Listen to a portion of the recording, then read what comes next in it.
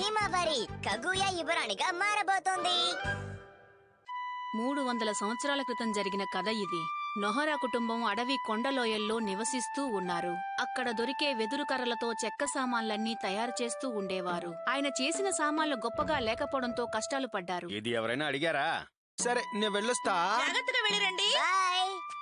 ఈ రోజు ఏదైనా మంచిదాన్ని చూసి చేయాలి. ఇంటిలోను తీరడానికి ఇంకా 32 సంవత్సరాలు పడుతుందే. ఎప్పటిలాగే ఒకరోజు ఆయన మంచి వెదురు కర్రల కోసం అడవిలోకి వెళ్లారు. అప్పుడు సడన్ గా ఆయన ముందు ఒక వెలుతురు కనపడింది. ఆ వెలుతురుని ఆయన దగ్గరగా వెళ్లి చూశారు. ఆ చోట ఒక వెదురుకర్ర మాత్రం మెరిసిపోతూ కనపడింది.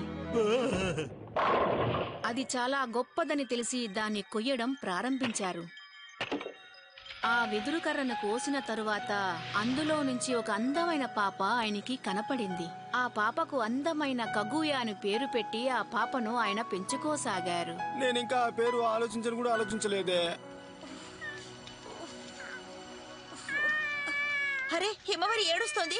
వస్తున్నానండమ్మా. ఇంట్లో చంటి పిల్లలుంటే నాకు పని ఎక్కువైపోయింది. అమ్మాయి ఏమిటో చెప్పు షించాన్. హాయ్ చెప్పడానికి వచ్చావా? ఏంటమ్మా ప్రతి విషయాన్ని కోపడుతున్నావు? మరి ఇంట్లోకి వచ్చేటప్పుడు ఇలాగా అరుస్తారు? అమ్మా నేను వచ్చేసాను అని చెప్పాలి. నీకు ఎన్నిసార్లు చెప్పాను? ఓహో, అయితే నాలా చెప్పండి చూద్దాం. అమ్మా ఇలా చూడండి, నేను వచ్చేసాను. మీరేం చేస్తున్నారు? మీరు ఇలా చేస్తారని తెలిస్తే ఖచ్చితంగా అడిగేవాడిని కాదు. ఆగు, నాకు సాయం చేయి, అప్పుడే నీకు తినడానికి ఏమైనా ఇస్తాను. తనకి నువ్వు అన్నయ్యవి కాబట్టి తనకి నువ్వు సాయం చేయాలి. అన్నయ్యనా? చిన్న పాప ఇంటికి వచ్చిందా? తనకి నేను డైపర్ మార్చొస్తాను. అంతవరకు నువ్వు పొయ్యను చూసుకో. ఓకే. అలా చూస్తూ ఉండమని లేదు, దీంతో నిప్పు ఆరిపోకుండా చూసుకోవాలి. ఓహో.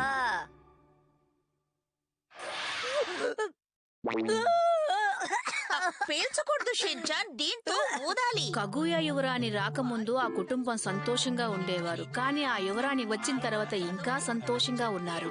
ఎప్పుడూ వాళ్ళ నవ్వులు బయటికి వినిపిస్తూనే ఉండేవి. నల్లగా అయిపోయి దగ్గు కూడా వచ్చింది. ఇందుకు మీరు నవ్వకూడదు, బాధపడాలి. కగుయా యువరాణి వచ్చిన ఊరికి 3 పిల్లలు. ఏదో కారణం ఉండబట్టే ఆ పాపను వెతుక్కుంటూ వాళ్ళ 3 ఈ ఊరొచ్చారు. కగుయా యువరాణిని మేమే తీసుకువెళ్తాం. తనని మాకు అప్పచెప్పండి. దయచేసి నాకు అప్పచెప్పండి. లేదు, నాకు అప్పచెప్పండి. కుదరదు. కగుయా యువరాణ్ణి ఎవరికి ఇచ్చేదే లేదు. ప్లీజ్ ప్లీజ్, మీరు అలా చెప్పకూడదు. ప్లీజ్ కుదరదన్నానా? మిమ్మల్ని బతిమాలుకుంటున్నాం. చెయ్యండి. కగుయా యువరాణిని వాళ్ళకి ఎలా అప్పచెప్పాలని ఆలోచిస్తున్న సమయంలో వాళ్లకు మంచి ఆలోచన తట్టింది. అయితే నే చెప్పేది బాగా వినండి. తెల్లపాము దగ్గరున్న క్రిస్టల్ బాల్ ఎవరు తెస్తారో వాళ్లకే కగుయా యువరాణిని ఇస్తా. వినడానికి భయంగా ఉంది. ఇప్పుడు మేము ఎక్కడని వెతకాలి? నేను వీళ్ళతో వెళ్తాను. దాన్ని తీసుకురావడం ఎవరి వల్ల కాదు. ఆ తెల్లపాము నివసిస్తున్న చోటు మంచుతో కప్పబడి చాలా దూరంలో ఉంది. నాకు చాలా భయంగా ఉంది. మంచు చాలా ఎక్కువగా ఉంది, నాకేం కనపడలేదు. తమ్ముడు, నువ్వు భయపడాల్సిన అవసరం లేదు. మేమిప్పుడు భయపడ్డామని నీతో చెప్పావా? ఏంటది? ఏవయింది?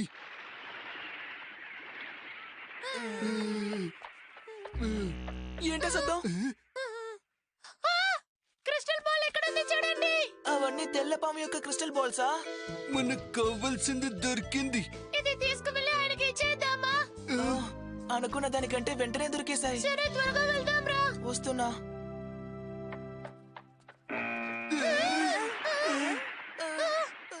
ఎవరది? ఎవరా పని చేసింది?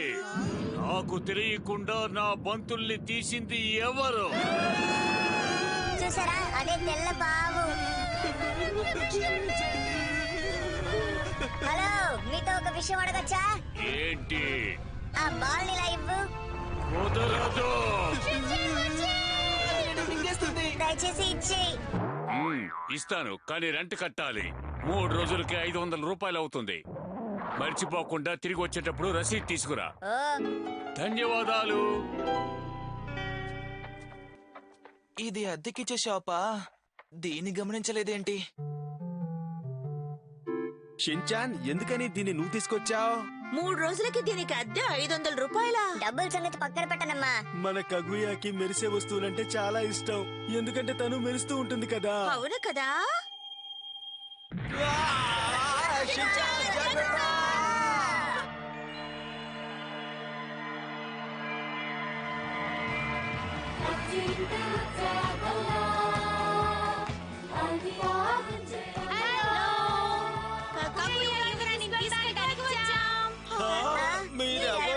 మేము చంద్రమండలం నుంచి ఒక సందేశం తీసుకొచ్చాం. నా పేరు యామీ. నా పేరు యూమి. మీరు చూడడానికి విచిత్రంగా ఉన్నారు.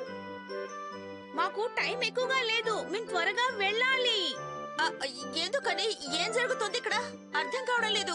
కగుయ ఉన్నారే, ఆవిడ చంద్రమండలం యువరాణి. అందువల్లే తనని తీసుకువెళ్ళడానికి ఇక్కడికి వచ్చాం. రండి యువరాణి, మనం వెళ్దాం. సడన్ గా ఇలా వచ్చి చెప్తే ఎలా? అది కుదరదు. తను నా చెల్లెలు, నేను ఎవరికి ఇవ్వను. షించాన్! తనకి చెల్లెలంటే ఎంత ప్రేమ. కానీ మనం యువరాణిని వదిలి వెళ్ళలేం కదా. ఇలా చూడు బాబు, ఆ పాపని ఇలా ఇచ్చేసి. కుదరదు. కగుయాని నేను ఎవరికి ఇవ్వను.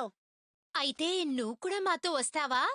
నువ్వు తనకి అన్నయ్యవి కాబట్టి నిన్ను కూడా రాజుని చేస్తావు. అక్కడ నీకు అన్ని దొరుకుతాయి. ఆ? అన్నీనా? బొమ్మలు దొరుకుతాయి, బొమ్మలా? తినడానికి దొరుకుతాయి. తినడానికా? తర్వాత తర్వాత? నువ్వు చాలా గొప్పవాడివైపోతావు. వావ్! అమ్మా నాన్న, ఇన్ని రోజులుగా నన్ను పెంచినందుకు ధన్యవాదాలు. షించాన్! ఆంటీ, నాకు బొమ్మలు, బిస్కెట్లు, చాక్లెట్లు దొరుకుతాయి కదా?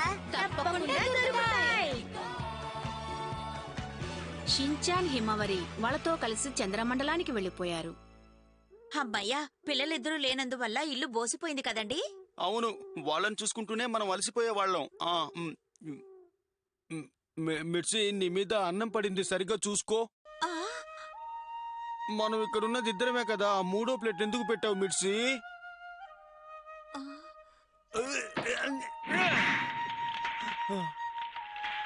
ఆ సమయంలో నేను వచ్చేసాను. నాకు మన ఇల్లు నచ్చిందమ్మా. ఆ ఇల్లు నచ్చలేదు. నాకు ఆకలిగా ఉంది. Shinchan, Kaguya! తలుపులు తెరుచుకుని రావచ్చు కదా, ఎందుకు ఇలా పైనుంచి దిగావు? ఇల్లు చూడు ఎలా చిందరవందరగా అయిపోయిందో. ఆహా, ఇల్లు గురించి తీసుకున్న అప్పు ఇంకా పూర్తిగా కట్టనే లేదు, అంతలోనే అంతా నువ్వే ఇరిపేశావే.